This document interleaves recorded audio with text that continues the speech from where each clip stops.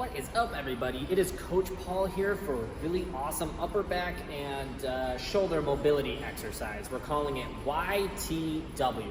One of the reasons I wanted to show this exercise is because there's a million variations of it and there's a bunch of different regressions.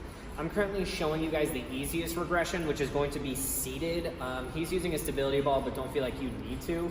You can use a couch, regular chairs, totally fine. Basically what you're gonna do is you're gonna wanna set up with basically a slight hip hinge. So he's gonna lean forward maybe 5-10 degrees. We don't wanna go super crazy on the lean forward. He's not putting his chest to his legs. He's really just getting a slight lean so that his hips can go back a little. The next thing he's gonna do is he's gonna take his arms, he's gonna make sure that they stay nice and straight through the elbows, and he's gonna make a Y, just like you're doing the Y of the YMCA.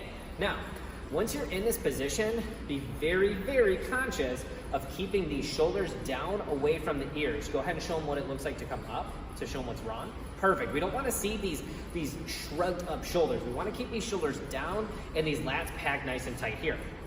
Once you're in this Y shape, imagine there's someone behind you touching the back of your wrist with your fingers and basically giving you the cue to push your hands against those fingers.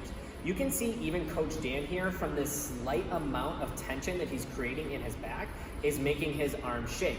It's really important that we create conscious effort here and that he's consistently pulling those arms back as far as he can without compensating in the upper shoulders or even in the lumbar spine. Once he pulls this position, he's gonna wanna hold it for about 5 to 10 seconds, and then he's gonna go ahead and switch over to a T. So we wanna make sure from fingertip to fingertip that he's completely parallel to the floor. Same concept here. Imagine someone is coming up from behind you, tapping the back of your wrist and pushing, push those arms as far as you can. Make sure you lock those arms out.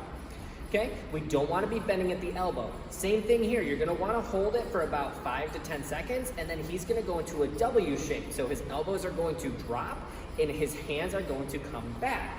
Same thing here. You want to think pushing back through the wrist, but also pushing back with the elbows so that everything in here gets pulled together.